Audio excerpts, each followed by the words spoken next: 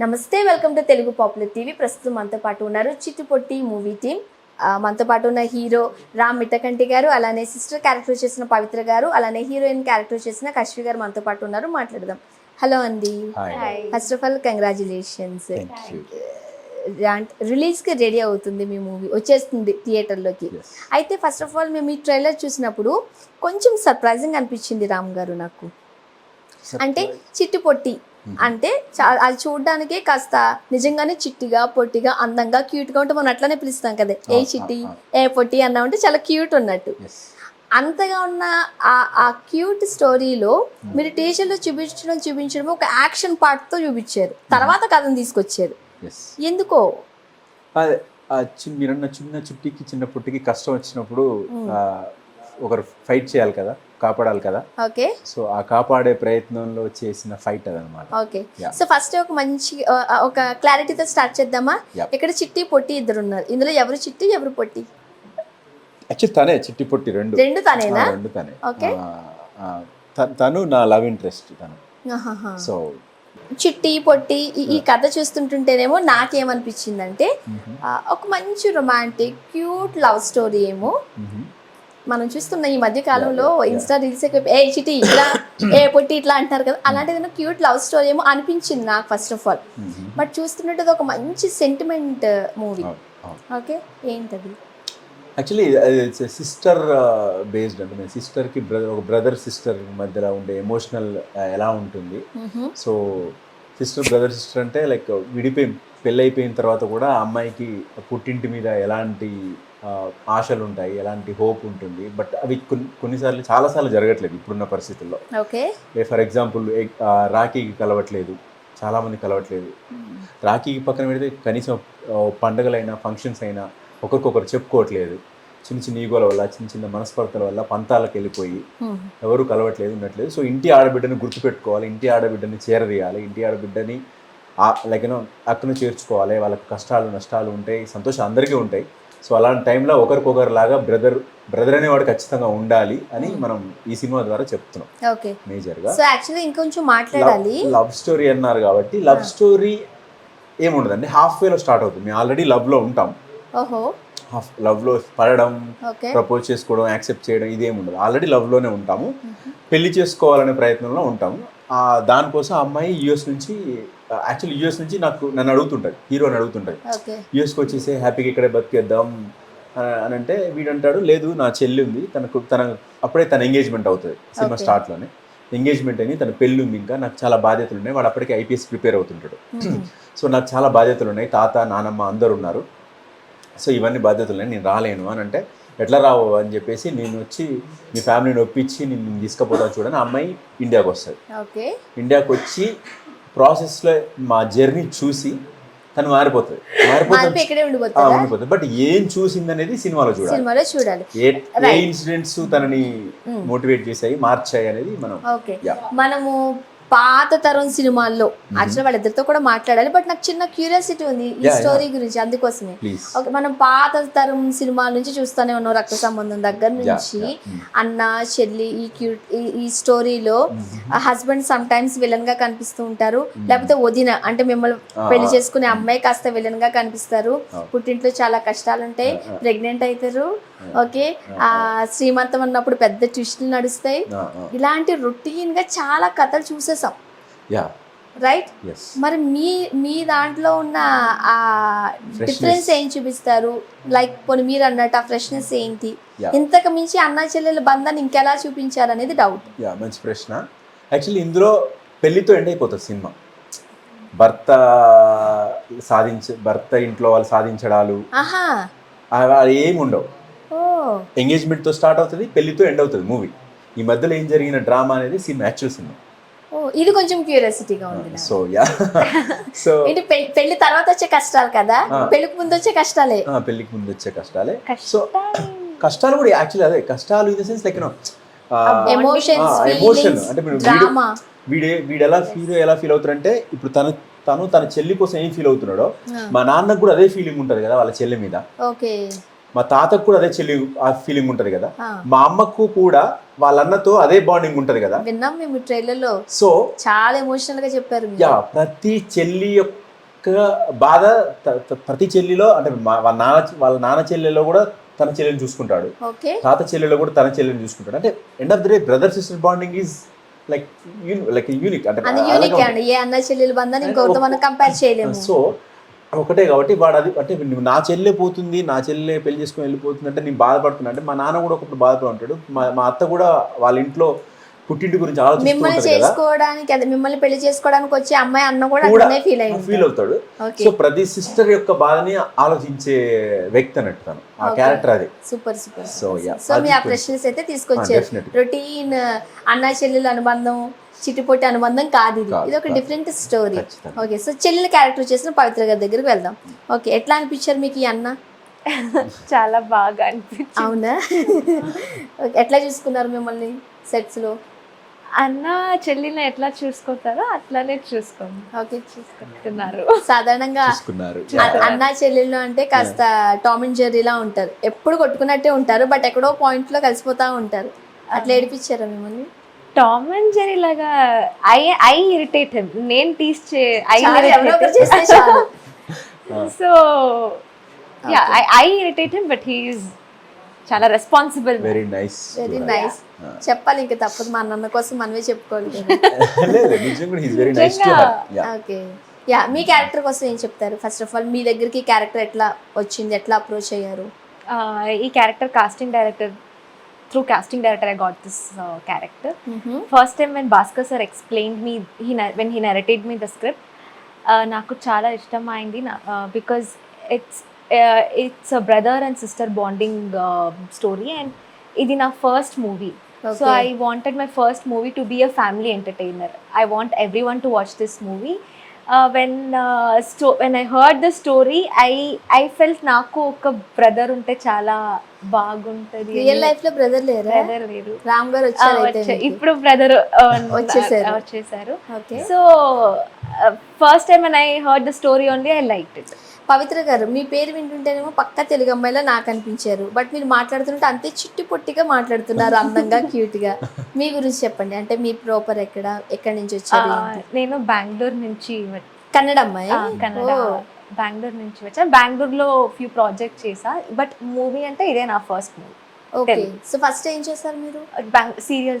Serials చేశారు. So ఇదైతే మీ debut movie, తెలుగులో ఫస్ట్ స్ట్రైట్ మూవీ చేశారు.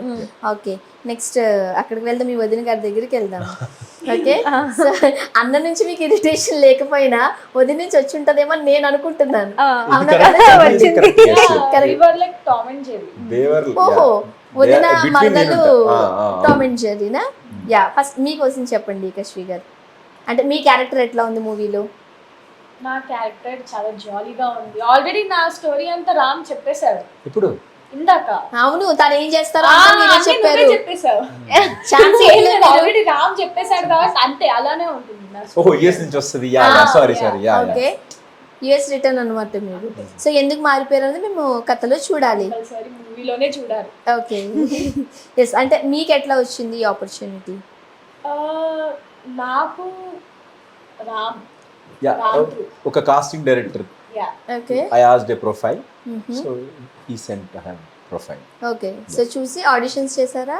ఆడిషన్స్ డైరెక్ట్ యాక్చువల్లీ ఈ సినిమాకి వచ్చేసరికి ఆడిషన్ ప్రాసెస్ కొంచెం యూనిక్గా జరిగిందని చెప్పొచ్చు. బికాజ్ మా సార్ సెలెక్ట్ చేసినప్పుడు ఈ హ్యాడ్ ఆల్రెడీ ఒక 1-2 years నుంచి తన స్టోరీతో ట్రావెల్ అయ్యి మేబీ ఈ హ్యాస్ సమ్ ఇమాజినేషన్ ఏదో ఉండి ఉంటుంది.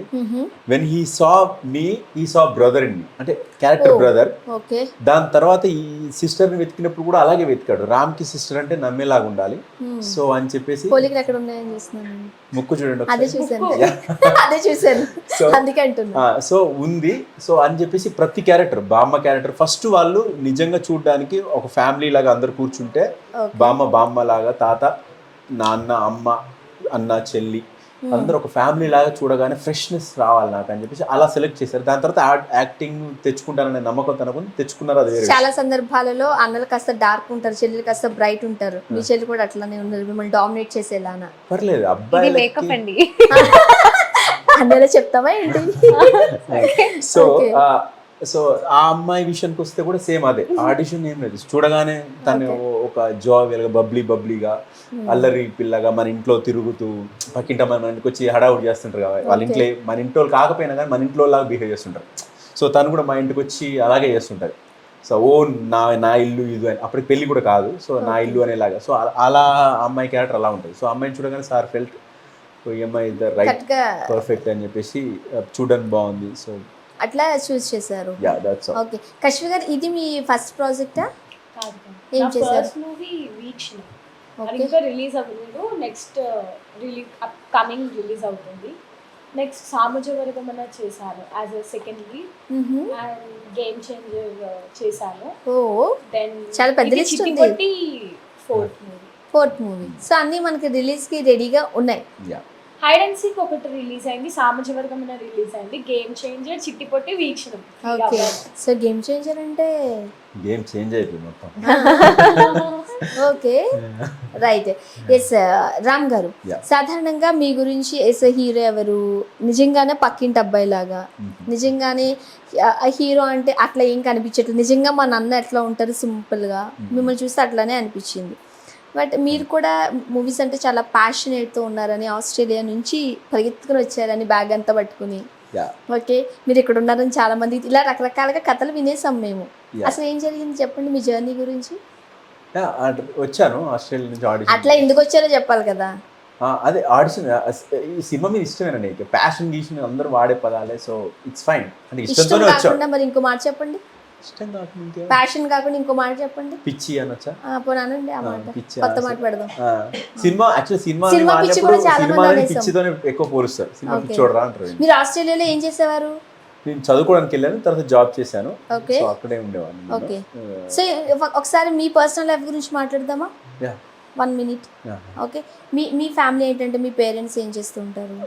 Agriculture background. ఓకే, నాన్న ఫార్మర్. ఓకే, ఎక్కడ మీది ప్రాపర్?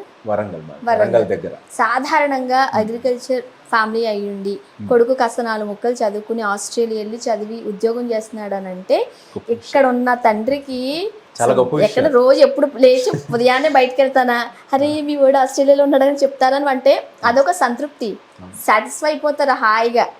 అలాంటప్పుడు మీరు పిచ్చి పిచ్చి మాటలు మాట్లాడుతూ సినిమా అంటే పిచ్చి, నేను పట్టుకుని లగెత్తుకొస్తా, సుట్కేస్ పట్టుకొస్తా అని అంటే పేరెంట్స్కి ఎట్లా ఉంటది?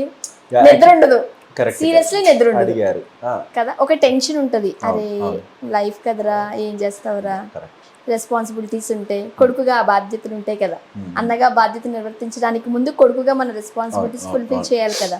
రియల్ లైఫ్లో ఏం చేశారు? అదే అంటే మీరు అన్నట్టే డెఫినెట్గా నాకు నేను సెటిల్ అంటే నాకు సిటిజన్షిప్ వచ్చినప్పుడు చెప్పినప్పుడు వాళ్ళు చాలా హ్యాపీ ఫీల్ అయ్యారు. ఇంకా అయిపోయింది సెట్టింగ్, ఇంకా ఫుల్ మనీ అంటే హ్యాపీ వాడు సెట్టింగ్, ఇంకా టెన్షన్ లేదు మా పని సెన్స్లో ఉండేవాళ్ళు.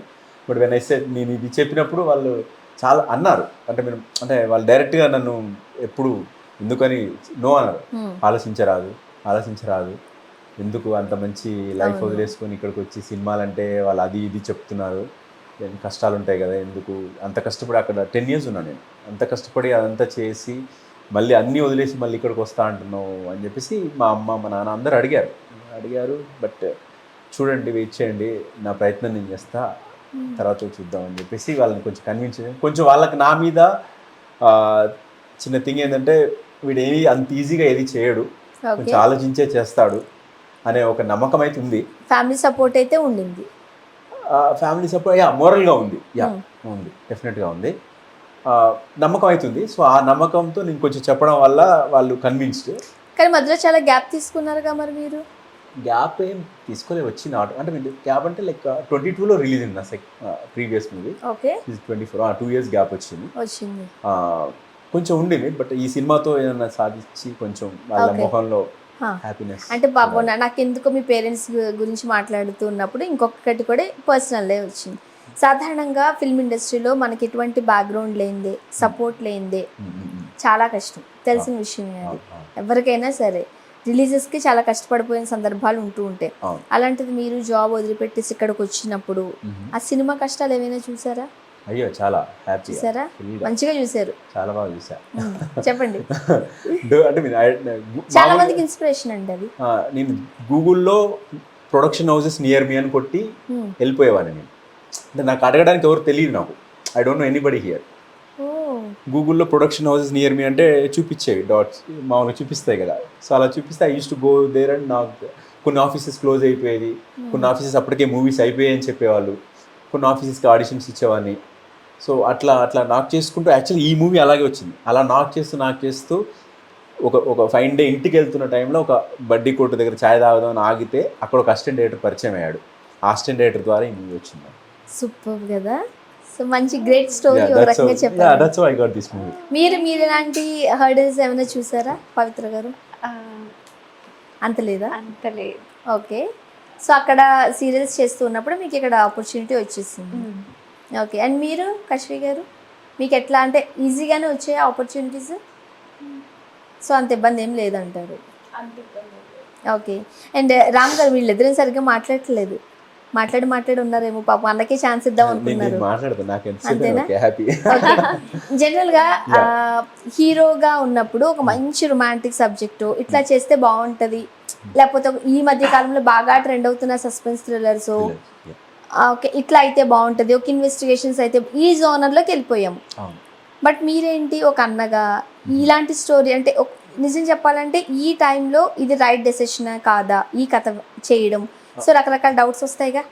అంటే మన కెరీర్ బూస్టప్ ఇవ్వాలంటే అలాంటి క్యారెక్టర్ చేస్తేనే బెస్ట్ అనుకుంటాం. మీరేం చెప్తారు? Actually there is no such thing అలాంటి చేస్తేనే బెస్ట్ అనేది ఎక్కడ లేదు. యాక్చువల్లీ ఏ మూవీ ఒకటో తెలియదు. ఈ మూవీకి వచ్చినప్పుడు కథ విన్నప్పుడు నచ్చింది. ఫస్ట్ నాకు మంచి కథ, కొత్త కథ చెప్తున్నాను అనే ఫీలింగ్ వచ్చింది. బ్రదర్ అంటే ఫస్ట్ థింగ్ మీరు అన్నట్టు కొత్త హీరోలు ఎవరు ట్రై చేయలేదు. సో అది నాకు అది యాక్చువల్ ప్లస్, అది దాన్ని మైనస్ లా చూడలేదు. అవును, చాలా మంది కాస్త వదిలే అనుకుంటారు, పక్కన పెడతారు. సో అది నేను ప్లస్ గా తీసుకున్నాను. మంచి ఒక బ్రదర్ సిస్టర్ సెంటిమెంట్ మూవీ చెప్తే నా కెరీర్లో నేను అదొక టచ్ చేశాను, ఆ జోన్ చేశానని చెప్పుకోవడానికి నాకు నా కెరీర్లో ఒక మంచి మూవీ అవుతుందని చాలా స్ట్రాంగ్గా బిలీవ్ చేశాను. అంతే అద్భుతంగా వచ్చింది అవుట్పుట్ కూడా. ఓకే. సో వాళ్ళిద్దరి చేత కూడా మాట్లాడిపిద్దాం. ప్లీజ్ ట్రై చేయండి. రైట్.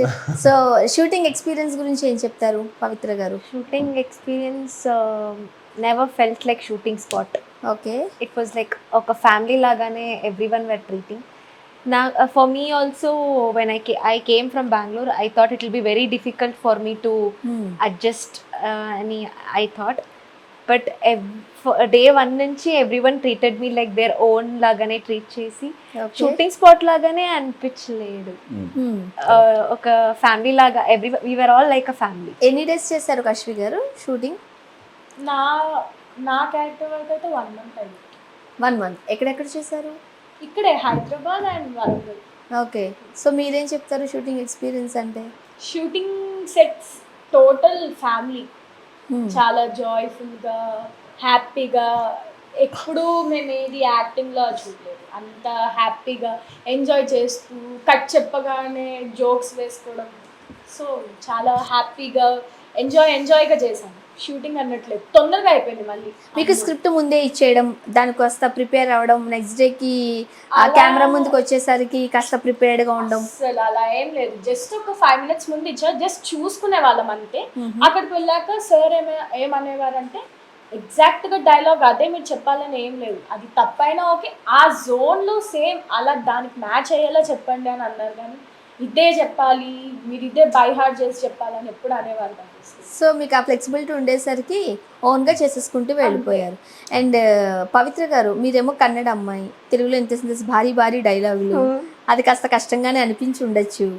మీరు ఎట్లా ప్రిపేర్ అయ్యారు?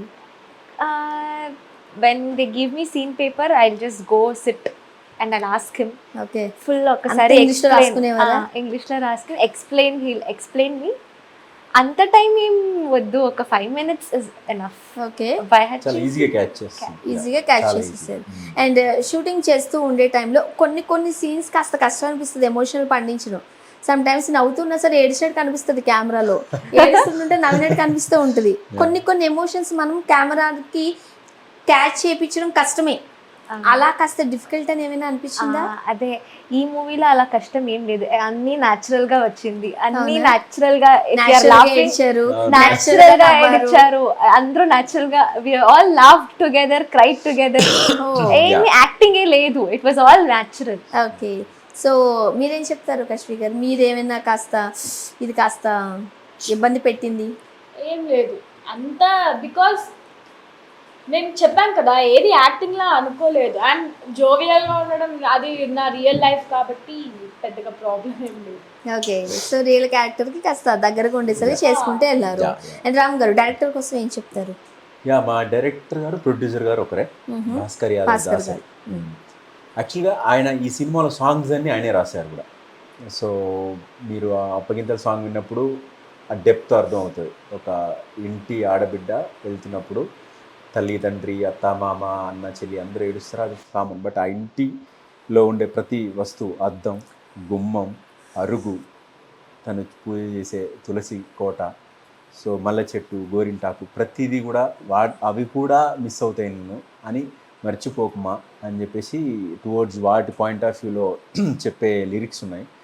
అద్భుతంగా ఉన్నాయి. దాన్ని అంతే అద్భుతంగా శ్రీ వెంకట్ గారు కంపోజ్ చేశారు, అంతే అద్భుతంగా హరిణి ఇవ్వటూరి గారు పాడారు. సో ఇట్ వాజ్ సార్ గురించి చెప్పాలంటే ఇందాక చెప్పినట్టు, so it was never a challenge for us any day for any character, any scene. అంటే అది హ్యాపీ సీన్ అయినా, లైక్ ఎమోషనల్ సీన్ అయినా, ఎనీథింగ్. హీ ఈజ్ లైక్ అలా వదిలేశాడు మమ్మల్ని. Just be in your own skin, just dialogues అటు ఇటు అయినా డజంట్ మ్యాటర్. సో చెప్పండి మీరు, ఆ అర్థం వస్తే చాలు నాకు అని చెప్పేసి అంత ఫ్రీడమ్ ఇచ్చి, ఈ నెవర్ ఒక్కరోజు కూడా తను కోప్పడ్డట్టు కానీ, సార్ తను ప్రొడ్యూసర్ కదా టైం అవుతుందేమో, కాల్ షీట్లు పడతాయని ఆ టెన్షన్ కానీ, అసలు అలాంటిది ఏది చూపించలేదు. లోపల ఆయన ఏమన్నా మొదలు తెలియదు మనకైతే, అట్లీస్ట్ మాకైతే వి నెవర్ సీ. అండ్ కొంతమంది డైరెక్టర్స్ కొన్ని సీన్స్ దగ్గర వాళ్ళు ఎమోషనల్ అయిపోతారు, మనల్ని కాస్త టెన్షన్ పెడతారు అంటారు. మరి కొంతమంది డైరెక్టర్స్ చాలా కూల్ గా ఉంటారు అంటారు. మీరేం చెప్తారు? Very very cool, is captain cool లాగా, ఈజ్ వెరీ కూల్ యాక్చువల్లీ. అంటే నేను అలాంటి డైరెక్టర్స్తో వర్క్ చేయడం అనేది which is very easy. Especially అమ్మాయిలు లాంటి వాళ్ళకైతే ఇంకా ఈజీ. అంటే వాళ్ళు కొంచెం ఇన్విషన్స్ ఉంటాయి కదా, అంటే డైరెక్టర్ ఏమన్నా అంటారేమో, అరిస్తే ఎంబారసింగ్ గా ఉంటుంది, అరిస్తే కొత్త వాళ్ళకైతే ఇంకెక్కువ భయం ఉంటుంది. బట్ తన్ని అంత కంఫర్టబుల్ ఫీల్ ఏంటంటే మేము కూడా అందరం యూఆర్ సో కంఫర్టబుల్. అండ్ ఇలాంటి మూవీస్ కి మ్యూజిక్ బీజిఎం తో చంపేస్తారు, అదొక్కటి చాలు మనం నేర్పించడానికి అన్నట్టు. బట్ ఇందులో సాంగ్స్ కూడా చాలా బాగున్నాయి, రైట్? ఏం చెప్తారు సాంగ్స్ బీజిఎం కోసం? సాంగ్స్ యాక్చువల్లీ సాంగ్స్ మాకు సార్, నాకు కథ ఫస్ట్ షూట్కి 1 year ముందు నుంచి నేను ట్రావెల్ అయ్యాను, అప్పటికే సాంగ్స్ కంపోజ్ అయిపోయాయి. సో సార్ నాకు ఉన్న నాలెడ్జ్ ప్రకారం మా సార్కి సాంగ్స్ అంటే మ్యూజిక్ మీద చాలా, ఆయన బేసికల్లీ తను లిరిసిస్ట్ మొదటి నుంచి. లిరిసిస్ట్లు ఏముంటారు, జనరల్గా పాడుతూ రాయడం, జనరల్గా పాడతారు, మనం చూస్తుంటాం లిరిసిస్ట్లను. సో వాళ్ళకు సంగీతం మీద ఒక చిన్న పట్టు ఉంటుంది, మా సార్కి మంచి పట్టు ఉంది. సో అందుకే అద్భుతంగా సాంగ్స్ వచ్చాయి, అంతే అద్భుతంగా బీజిఎం కూడా వచ్చింది. సో డెఫినెట్గా మీరు చెప్పినట్టు సాంగ్స్ బీజిఎంతో ఏడిపిస్తున్నాం. అదే నేను ఏడిపిస్తున్నట్టు నాకు అర్థమవుతుంది. కాకపోతే హస్బెండ్ విలన్ లేరు, వదిన విలన్ లేదు, ఏం చేస్తారు అనేది ఒక డౌట్. బట్ నాకు ఒక చిన్న హింట్ ఇచ్చారు మీరు, అద్దం, తన వాడే అద్దం, తనకు పూజించే తెలుసుకోవట అన్నది మంచి ఎమోషనల్ ఫ్యామిలీ డ్రామాను పెట్టి సెంటిమెంట్ తో పిండేశారేమో అనిపిస్తుంది, రైట్? అండ్ అంటే టెక్నికల్ వాల్యూస్ కూడా చాలా బాగున్నట్టు అనిపించాయండి, వాటి గురించి అని చెప్తారా? టెక్నికల్గా మనకు కెమెరా జోషి గారు చేశారు, ఆర్జీవి కాంపౌండ్లో వర్క్ చేసినట్టు. సో మంచి కెమెరాలు వాడాము, అలెక్సా మంచి కెమెరాలు వాడాము. మనకు మార్తాండ్ కే వెంకటేష్ గారి స్కూల్ నుంచి వచ్చిన బాలకృష్ణ బోయ గారు ఎడిటర్. సో ఆయన చాలా అద్భుతంగా కట్ చేశారు, ఎందుకంటే ఎమోషనల్ డ్రామాలో కొంచెం ఎడిటింగ్ అనేది ప్లేస్ కీ రోల్, యాజ్ దానికే ఎడిటింగ్కే మ్యూజిక్ పడుతుంది కాబట్టి పర్ఫెక్ట్ సింక్లో అది ఎడిటింగ్ ఉండాలి. So everybody is so nice. అంటే మా కొరియోగ్రాఫర్ కపిల్ మాస్టర్ ఫైట్స్ చూసారు కదా, అవును. మరి మీరు ఏమైనా నేర్చుకున్నారా? ఫైటింగ్స్ ఎరగదీశారు? లేదు, చేయించుకున్నారండి, నేర్చుకోలేదు, హానెస్ట్గా నేర్చుకోలేదు. బట్ ఈ సినిమా తర్వాత నేర్చుకోవాలనుకుంటున్నాను, ఎందుకంటే చాలా బాగా చేశారు మీరు. అంటే ట్రైలర్ చూస్తే స్టార్టింగ్, అంటే ట్రైలర్ స్టార్ట్ లోనే మీరు ఫైటింగ్ తో వచ్చారు కదా. అవును చాలా బాగా చేశారు కదా. ఓకే, సో నేర్చుకోలే, బట్ ఇంకొంచెం బెటర్గా చేయాలి, నేర్చుకుంటాను. ఓకే. అండ్ ఫైనల్గా కశ్మీ గారు ఏం చెప్తారు మూవీకి ఎందుకు చిట్టిపొట్టి మూవీకి రావాలి అని అంటే? మీకు మూవీ చూస్తే అర్థమవుతుంది ఎందుకని. బికాస్ ఆ ఫ్యామిలీ వాల్యూస్, ఆ relation values, each and everything you can see in a movie. అది చూస్తేనే అర్థమవుతుంది. మేము ఎంత చెప్పినా కొంతమంది ఏమనుకుంటారంటే వీళ్ళు చెప్పినట్టు నిజంగా ఉంటుందో ఉండదో, లేదంటే వీళ్ళు కావాలని చెప్తున్నారు, అలా ఉంటుంది. మేము ఇదంతా చెప్పేది మీరు మా మూవీలో చూస్తే మీకు అర్థమవుతుంది మేము చెప్పింది ఎంతవరకు correct. And each and every one misses their brother, sister, family and all.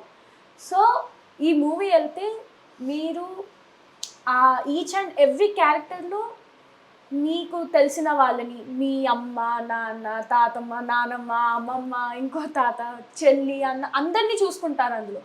Each and every character మన ఇంట్లో వాళ్ళు చేసినట్టే ఉంటుంది.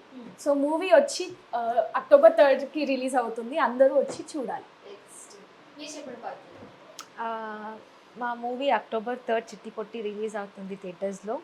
అందరూ వచ్చి చూడాలి, ఎందుకంటే అందరికీ ఈ మూవీ చాలా కనెక్ట్ అవుతుంది. సో ప్లీజ్ వచ్చి చూడండి, సపోర్ట్ చేయండి.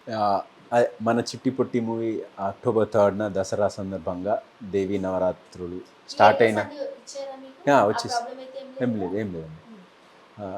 డిస్ట్రిబ్యూటర్స్కి చాలా అద్భుతంగా నచ్చింది సినిమా. So no issue. సో అవుతుంది. సో ఇది ఎందుకు చూడాలి అంటే, చిట్టిపుట్టి ఎందుకు చూడాలి అంటే, ఇది ప్రతి ఇంటి కథ, మన ఇంటి కథ. సో ఇందులో జరిగే ప్రతి సీన్లో ఏదో ఒక సీను ఖచ్చితంగా మీకు ఏదో ఒక టైంలో మీ లైఫ్లో జరుగుంటుంది ఖచ్చితంగా. ఎవరో ఒకరిని మీ చెల్లినో, మీ అక్కనో, మీ అత్తనో, మీ మేనమామనో, మీ తాత వాళ్ళ చెల్లినో, మీ నానమ్మనో, మీ అమ్మమ్మనో ఎవరో ఒకరిని గుర్తు చేస్తుంది. వాళ్ళు ఏం మిస్ అయ్యారు, వాళ్ళు పుట్టింటి గురించి ఏం మిస్ అయ్యారో గుర్తు చేస్తుంది. మేబీ అయ్యో ఆ రోజు మా అత్త అలా ఫీల్ అయి ఉంటుందా, మా చెల్లి ఇలా ఫీల్ అయి ఉంటుందా, అయి ఉంటుందా అని ప్రతి బ్రదర్ ఫీల్ అవుతాడు. ప్రతి సిస్టరు అరే మా అన్నకి నేను ఈ చిన్న పంతానికి పోయి నేను రాఖీ కట్టలేదే, మా అన్న ఎంత ఫీల్ అయి ఉంటాడో అని ఒక చెల్లి ఫీల్ అవుతుంది, ఒక ఆడబిడ్డ ఫీల్ అవుతుంది. సో ఖచ్చితంగా ఏదో ఒక స్టేజ్లో మీరు స్టోరీ కనెక్ట్ అయిపోయి మాతో ట్రావెల్ అవుతారు. ఖచ్చితంగా సినిమా ఫినిష్ అయ్యే టైంకి మీరు ఒక బరువైన హృదయంతో బయటకు వచ్చి కళ్ళు చెమరుస్తారని చాలా స్ట్రాంగ్గా బిలీవ్ చేస్తున్నాను. సో మన ఇంటి సినిమా. ఇంకొకటి it's a clean news certificate వచ్చింది మనకు. అంటే యూ కెన్ ఇమాజిన్ మనకి ఈ కాలంలో క్లీన్ న్యూస్ రావచ్చు లేవు. హ్యాపీగా నవ్వచ్చు, చేయొచ్చు, కొంచెంసేపు ఎగరొచ్చు, డాన్స్లు కూడా ఉన్నాయి. యా కుటుంబం అంతా కూర్చొని ఆహ్లాదకరంగా దసరా కానుకగా రిలీజ్ అవుతున్న ఈ సినిమాని చిట్టిపొట్టి సినిమా October 3rd రిలీజ్ అవుతుంది కాబట్టి థియేటర్స్కి వచ్చి హ్యాపీగా నవ్వుకోండి, కొద్దిసేపు ఏడండి, కొద్దిసేపు ఫెల్ట్ అవ్వండి, హార్ట్ మెల్ట్ చేసుకోండి. అన్ని రకాల ఎమోషన్స్ ఉన్నాయి, right? And all the best అండి. నెక్స్ట్ మళ్ళీ సక్సెస్ మీట్ లో కలుద్దాం, తర్వాత మళ్ళీ సెలబ్రేట్ చేసుకుందాం, right? Thank you so much. అందరూ మంచి మంచి ప్రాజెక్ట్స్ చేయాలి, బ్రైట్ ఫ్యూచర్ రావాలి, and all the best. Thank you so much.